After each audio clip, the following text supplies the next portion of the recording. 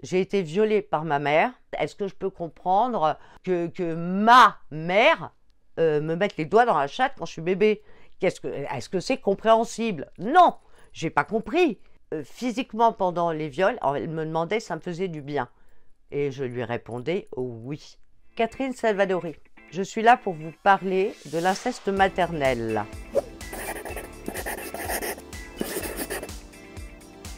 J'ai été violée par ma mère, je pense très petite. Ça a perduré jusqu'à à peu près mes 3 ans. Des attouchements sexuels, de la pénétration digitale de la part de ma mère. De la maltraitance envers moi, envers ma sœur. Je suis issue d'une famille aristocrate arménienne, artiste et intellectuelle. Mon père est mort à mes 9 ans. Il était au courant de rien. Ou en tout cas, il n'a rien vu ou rien voulu voir.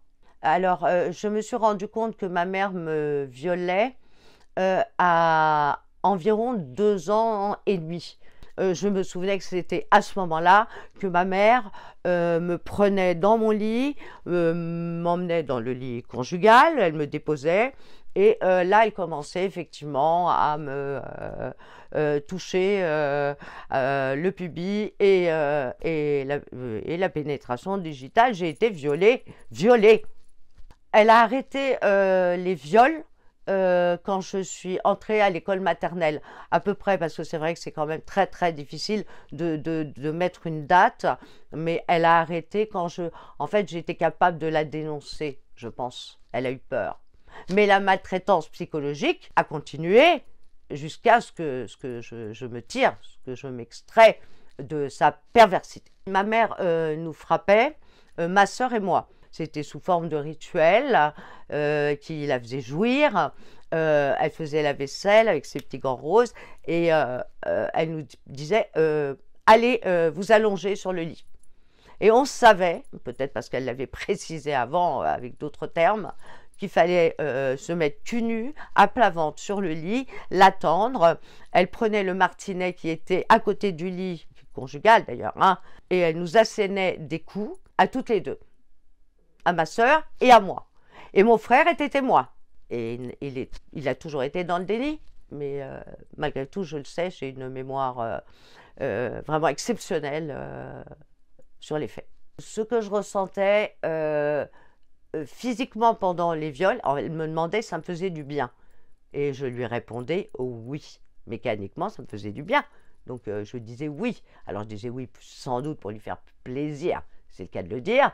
Mais en même temps, oui, mécaniquement, ça me faisait du bien. D'ailleurs, s'en est suivi que j'ai continué à masturber toute mon enfance, parce qu'après tout, c'était pas si mauvais que ça. Voilà. Mais j'étais pas du tout consciente du poignard qu'elle enfonçait, oui, du cerveau à ma chatte. Pardonnez-moi, mais c'est ça. Elle m'a tuée. Alors, la première fois que j'ai parlé de ce que j'ai subi, de l'inceste, c'est à ma mère. J'étais hôtesse, on disait. Le disjockey, un Hollandais, il avait du LSD, j'étais très jeune. Il m'a dit, t'en as déjà pris? J'ai dit oui, et puis en fait, c'était pas vrai. Et puis j'ai pris du LSD. Et première drogue, le lendemain matin, donc pas complètement descendu, si je puis dire, l'effet du LSD. Je vois ma mère chez elle, voilà, machinalement, je lui dis, mais est-ce que tu te rappelles de ce que tu as commis sur moi? Est-ce que tu te rappelles que tu me tripotais quand j'étais petite? En fait, elle est en chien de fusil sur son lit, elle a la clope, et elle baisse les yeux, et elle hoche la tête, évidemment, en disant non.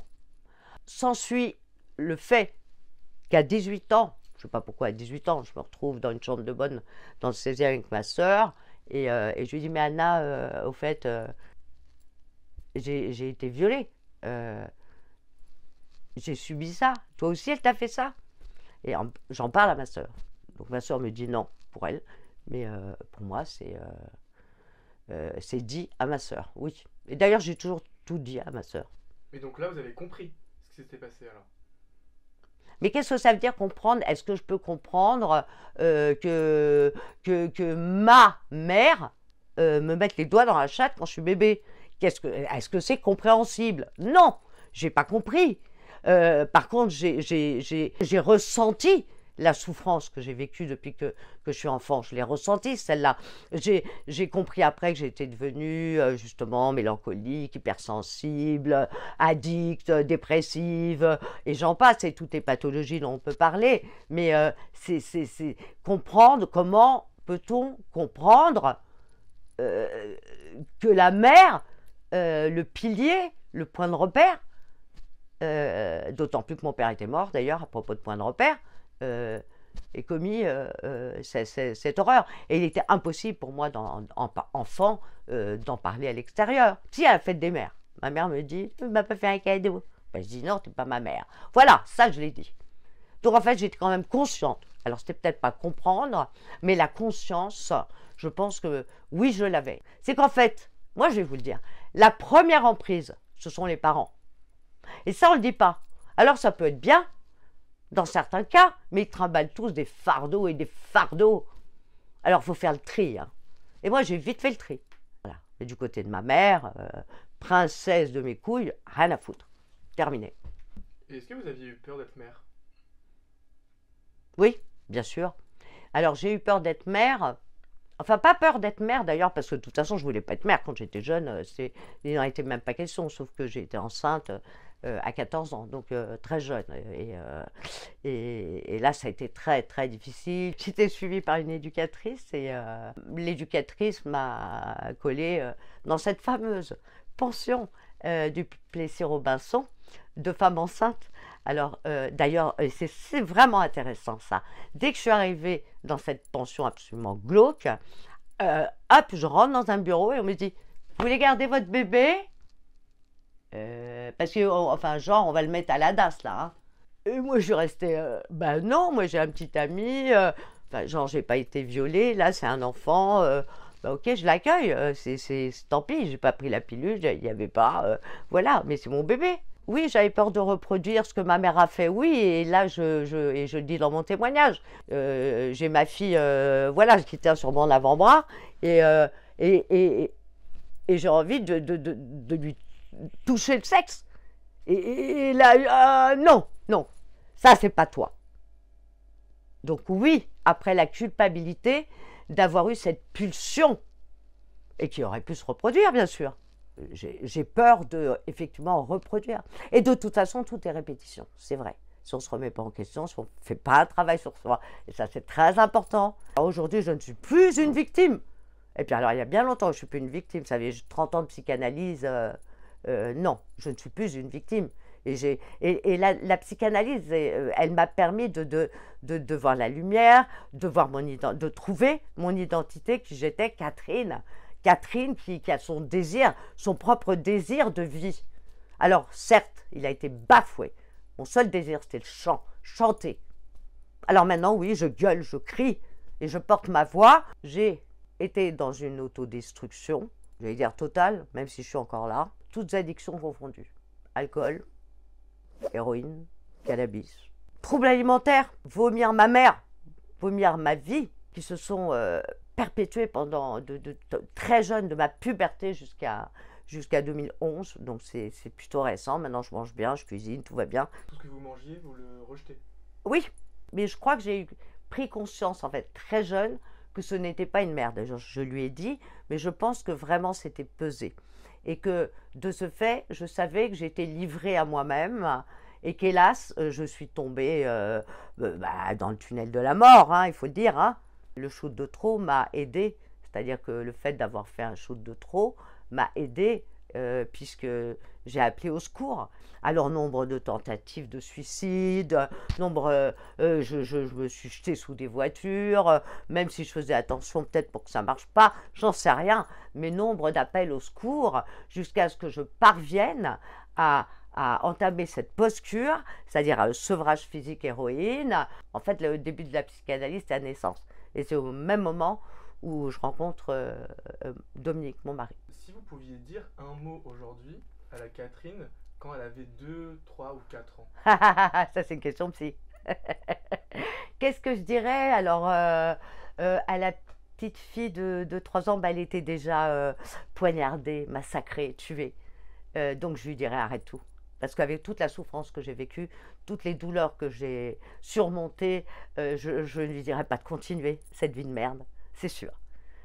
Je ne peux pas dire le contraire. Et si vous pouviez dire un mot à votre mère? Disparaît. Si je pouvais dire un mot à ma mère, disparaît. Tu n'aurais pas dû être là. Tu ne devrais pas exister.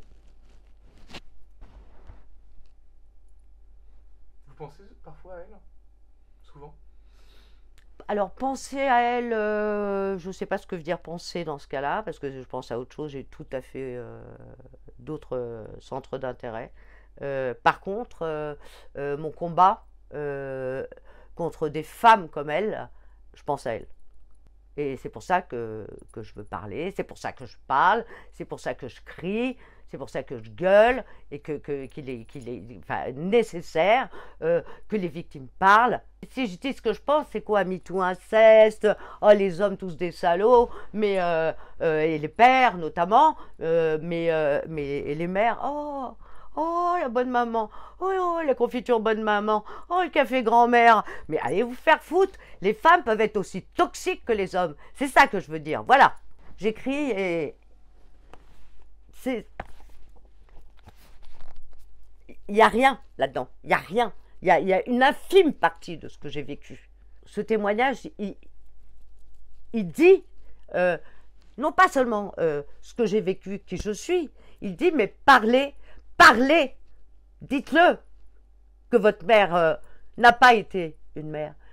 Dites-le si elle vous touche, dites-le si elle vous maltraite. Trop de tabous tuent. Si j'avais pu parler quand j'étais enfant, si j'avais été accompagnée, si j'avais eu une écoute, j'aurais pas toutes les pathologies que j'ai. Fibromyalgie, cirrhose du foie, neuropathie périphérique, et toutes ces douleurs. Ah, j'ai mal au corps, mais j'ai plus mal à la tête. Ma tête, elle va très bien. Je peux répondre à toutes vos questions. À toutes vos questions et à qui que ce soit. Je peux répondre à quiconque. Je reçois nombre de messages privés sur ma page, Catherine Salvadori, toute de noir vécu. Des femmes qui souffrent encore de la présence de leur mère, ou dans leur tête, ou physiquement parlant, parce que la mère est encore vivante, et qu'elles ont des devoirs. Nous avons des devoirs, paraît-il, envers nos parents. Mais quels devoirs? Quand on a été tué, quand on a été massacré, tous ces messages me disent « je bois ». Et j'arrive pas à éduquer mes enfants. Et enfin, j'en sais rien, moi j'ai tellement de messages. Ah, quel courage vous avez, madame, de parler. Mais quel courage, mais on est avec vous.